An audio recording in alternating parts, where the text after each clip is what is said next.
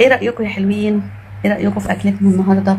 هنعمل احلى خضار كده صحي بطريقه صحيه، ورز بشعريه ولحمه بتتبيله تحفه. هتطلع زي المشويه، تتبيله جديده وجميله، وان شاء الله الوصفه تعجبكم.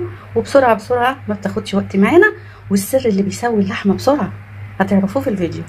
يلا بينا يلا بينا. السلام عليكم حبايب طبطومه، ازيكم عاملين ايه؟ يا رب تكونوا بخير وسعاده وصحه، ونسمي ونصلي على سيدنا محمد. اللهم صل وسلم وبارك على سيدنا محمد وعلى اله وصحبه وسلم. و انزلوا بقى من فضلكم اعملوا لي لايك ونيجي لوصفتنا. ده ايه؟ حوالي كيلو الا ربع لحمه. هنعمل النهارده ورقه لحمه او صينيه لحمه، بس تحفه بتتبيله جديده خالص، لا هنسلقها ولا هنقليها ولا اي حاجه، وهتبقى طعم تاني، تتبيله جديده خالص. تمام.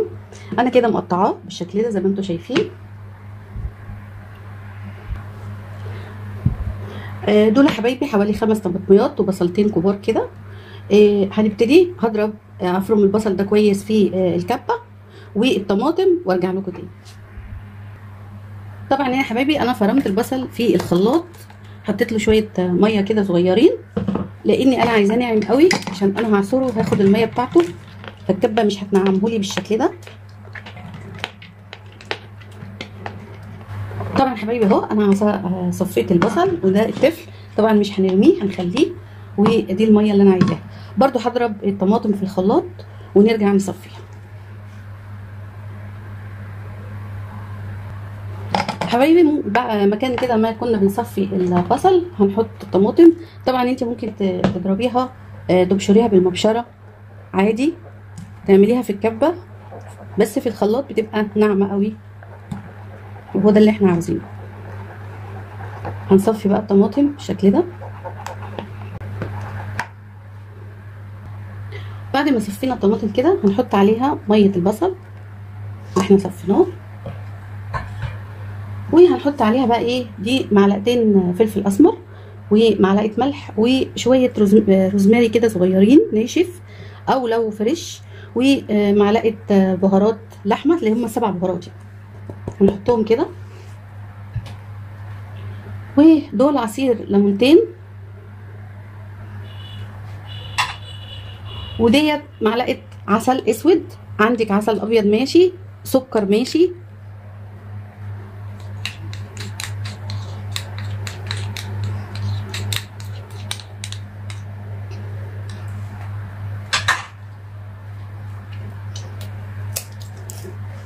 وهحط كمان حوالي معلقه دبس رمان،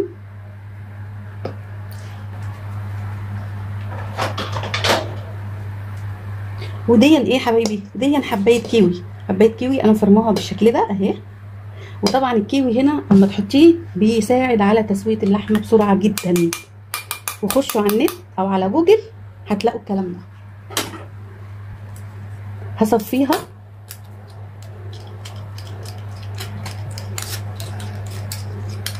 على قد ما اقدر.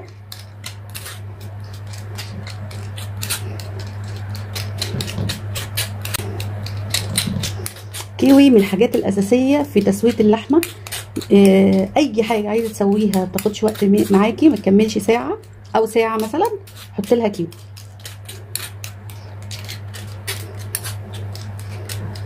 بعد كده هنقلب بقى كل ده مع بعضه كده. احنا لو في بقى جوزة الطيب ممكن تبشري بشره كده صغيره، او كبابه صيني، بس انا ما عنديش الحقيقه.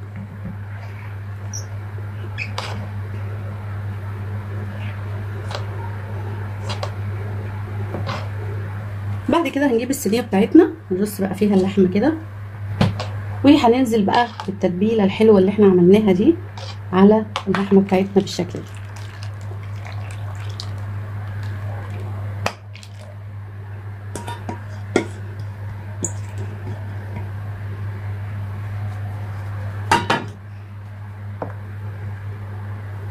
ليكي بقى ايه خيارات، تغطيها وتسيبيها ساعه او نص ساعه ماشي، ساعتين في التلاجة، 3 ساعات احلى طبعا، بس انا هغطيها واسيبها نص ساعه ونرجع نكمل الاكله بتاعتنا النهارده.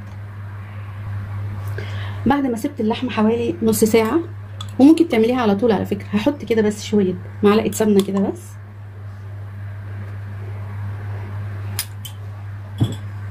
وهغطيها. واهم حاجه او تعمليها بورق فويل، الغطا اللي تغطيها بيه يكون غطا محكم علشان تستوي. هحطها فوق البوتاجاز لما تغلي، وتغلي شويه حوالي نص ساعه، وبعدين ادخلها فرن نص ساعه اللي باقي، هي هتاخد حوالي ساعه وتستوي وتبقى جميله. ماشي، هحطها بقى وهسويها وارجع لكم تاني. طبعا لسه بقى طمطومه هنعوز خضار وكده، لا احنا هنعمل ايه على السريع. هنجيب كده ادي حله صغيره، ودول شويه خضار، بطاطسيتين كده صغيرين، على بسله، على جزر، على كوستين كنت مفرزاهم، هحطهم كده في الحله.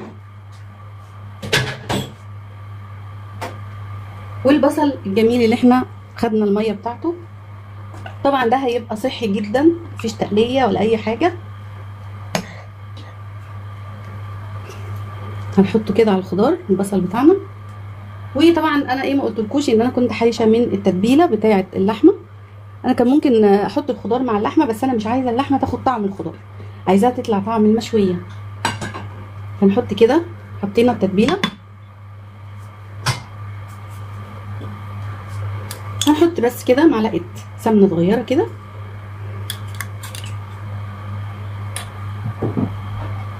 طبعا هنزود شويه ملح،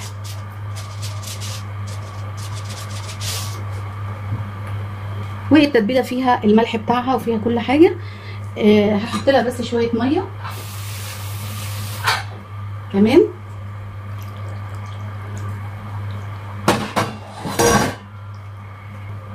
هحط لها كمان كده بس معلقه بابريكا كده كبيره، علشان ايه تبقى حمرا كده وحلوه.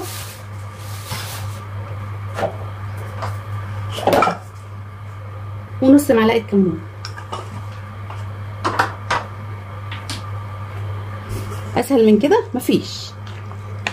طبعا لما يغلي لو عاوز ازود له ميه هزوده، هيبقى خضار جميل جدا وصحي وتحفه. هروح طبعا ارفع الحله على النار لغايه بقى ايه، ولو هزودها شويه ميه لو عايزت، لما لغايه اما الخضار يستوي كده. خلاص اهو خلصنا الخضار، هنحطه على النار واللحمه. شفتوا بسرعه بسرعه. نعمل بقى شويه رز. وسع وسع وسع وسع. بصوا بقى، بصوا اللحمه، بصوا جمالها، بصوا عامله ازاي، بصوا لونها ولا ريحتها تحفه. نشوف كده بقى وندوق.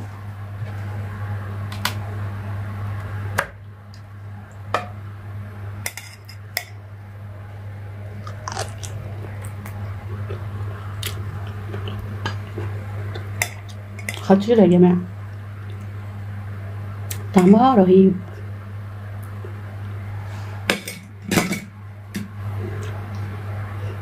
وطبعا بقى مستويه وايه جميله. بصوا، شوفوا اللحمه شكلها عامل ازاي، ومن جوه لونها عامل ازاي، تحفه. وبصوا بقى الطبيخ بتاعنا الجميل ني في ني، تحفه.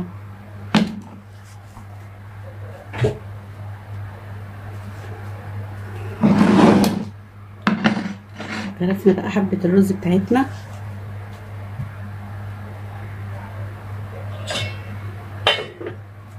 هنكتب بقى شويه من الطبيخ الجميل ده.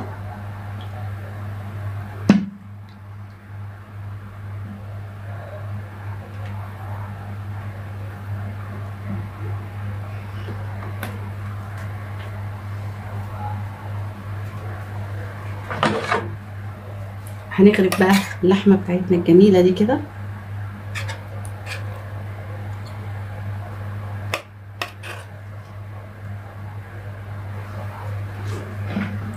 ودي كانت وصفتي ليكم النهارده، يا رب تجربوها وتعجبكم. لحمه بالتتبيله دي والخضار ني في ني، صحي واكل صحي. بشوفكم ان شاء الله في وصفه جديده من وصفات طمطومه. مع السلامه. وما تنسوش تعملوا لي لايك لو عجبكم الفيديو وتعليق صغير منكم. مع السلامه.